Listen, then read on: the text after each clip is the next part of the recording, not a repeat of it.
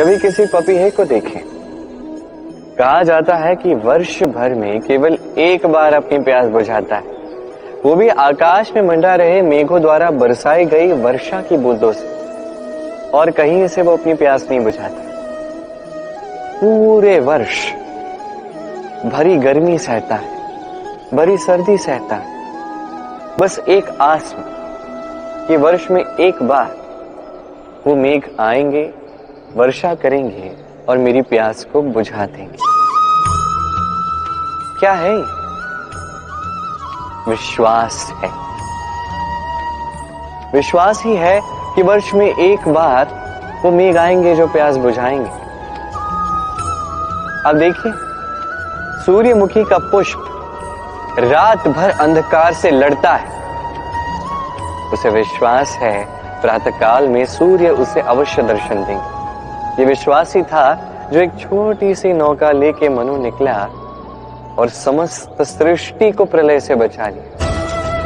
ये विश्वास ही था प्रेम पर जो वानरों और भालुओं की सेना लेके श्री राम ने आक्रमण किया समस्त वरदानधारी असुरों की, राक्षसों की लंका पर, और विजय भी प्राप्त की। ये विश्वास ही विश्व की आस है। विश्वास कीजिए कि आप सर्वश्रेष्ठ है और कर्म करते जाइए बस। इस विश्वास की आस ही आपको प्रतिबल प्रदान करेगी, ये मेरा विश्वास है। कुछ पक्षियों को देखा है मैं, जीवन भर घोंसला बनाते रहते, यहां से डाली लेकर, वहां से तिनका लेकर, सदा इस कार्य में रहते हैं कि अपना घोंसला बना सके, और इस कार्य में इतना खो जाते हैं कि स्वयं के पंखों के अस्तित्व के विषय में भूल ही जाते हैं। भूल जाते हैं कि उनके पास एक विशाल आकाश भी है उड़ने के, और फिर ये जीवन उस घोंसले की आहुति चढ़ जाता है।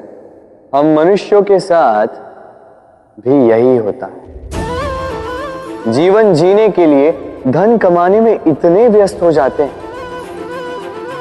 कि भूल ही जाते हैं कि हमें जीवन जीना भी है।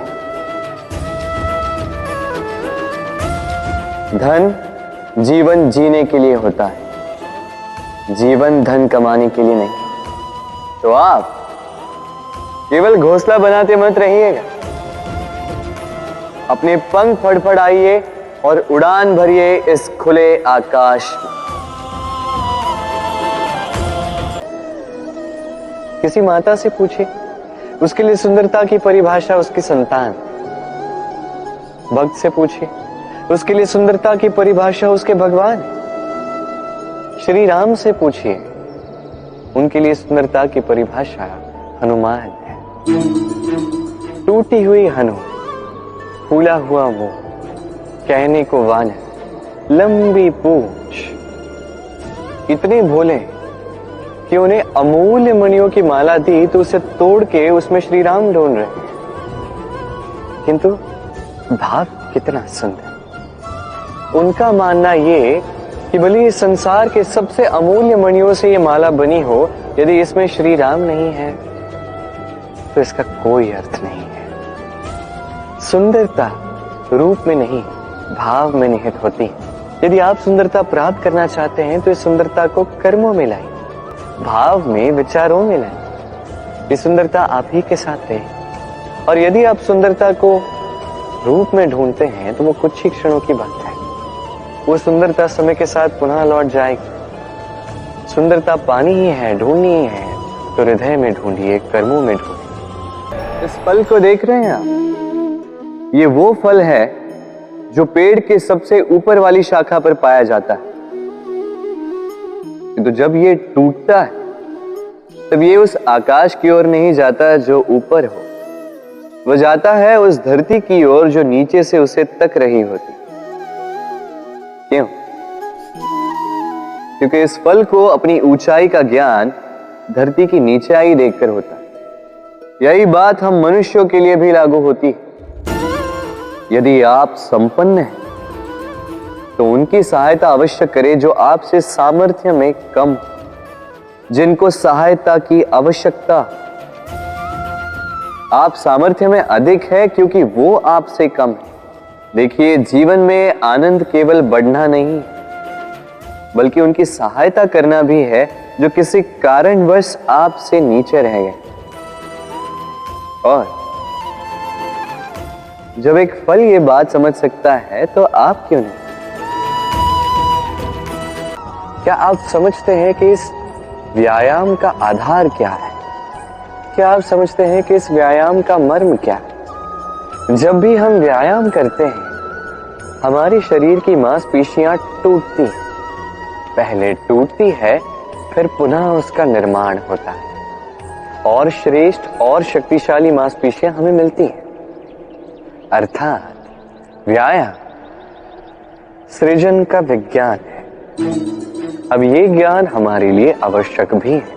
इसलिए जीवन में जब भी कुछ टूट जाए या कुछ छूट जाए तो निराश मत होइए, पुनः निर्माण करने का प्रयास कीजिए। और ये सीख आपको मिलेगी किसी पंछी से। जब वर्षा होती है, आंधी आती है, तो पंछी का घोंसला टूट जाता है, परंतु वो हार नहीं मानती। वो पुनः तिनका ढूंढती है, एकत्रित करती है और पुनः अपना घोंसला बनाती है। पुनः एक नए जीवन को जन्म देती है, एक नए परिवार को जन्म देती है।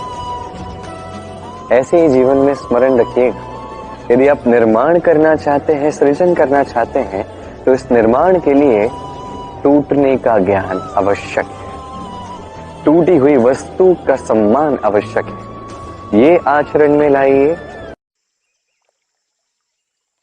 कभी कभी आपके मन में ये प्रश्न तो उठता होगा कि ये प्रेम क्या है, कैसे समझा जाए इस प्रेम को। उत्तर बड़ा ही सरल, जब तक आप प्रेम करोगे नहीं, तब तक आप प्रेम को समझोगे नहीं। यदि रत्न बनकर मुकुट में सजना हो, तो हीरे को तराशे जाने का दुख तो सहना ही पड़ता है। प्रेम का उचित अर्थ समझना हो, तो मोह को त्याग के समर्पण करना ही होगा। जो प्रेम किसी को पाने के लिए किया जाए, वो प्रेम प्रेम नहीं, मोह। इसलिए समर्पण कीजिए अपना, अपने अहंकार का, अपने अस्तित्व का, मोह का।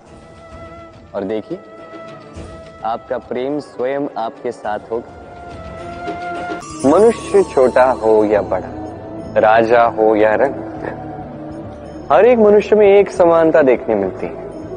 हर एक मनुष्य को अपनी प्रशंसा अत्यंत भाती है। बड़े प्रसन्न होते हैं मनुष्य जब उनकी प्रशंसा होती।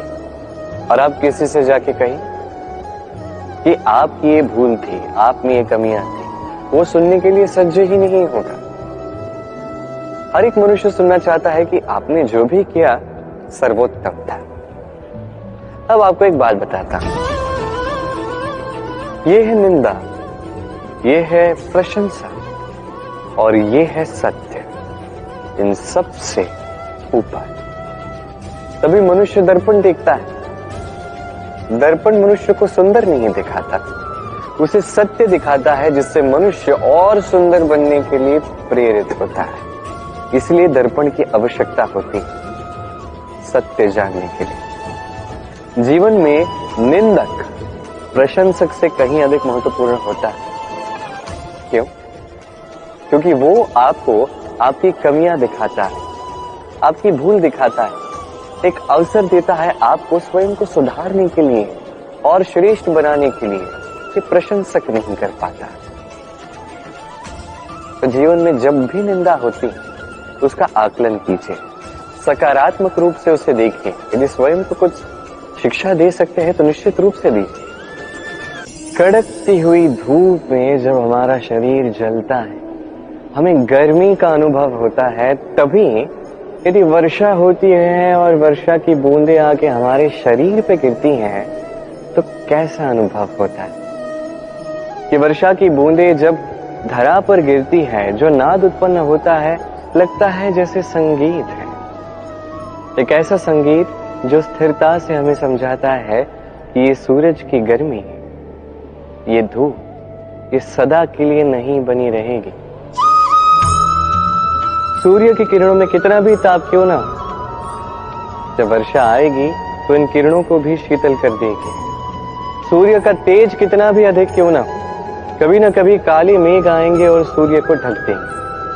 अर्थात ये प्रकृति हमें सिखा रही है कि किसी का भी प्रकाश, किसी की भी मेधा सदैव नहीं बनी रहती। अब बात की जाए यदि अंधकार की, तो रात्रि के काले अंधकार को एक छोटा सा जुगनू काट देता है। अर्थात अंधकार भी सदैव के लिए बना नहीं रहता। ये हम समझ गए। अब आपसे केवल 2 प्रश्न पूछता हूं। जब जीवन में कुछ भी सदैव के लिए आपके साथ नहीं रहने वाला, तो अभिमान किस बात का? और जीवन में यदि हर एक दुख, हर एक संकट, हर एक विपदा एक समय के पश्चात आपको छोड़ के चले जाने वाले हैं, तो हार क्यों माननी?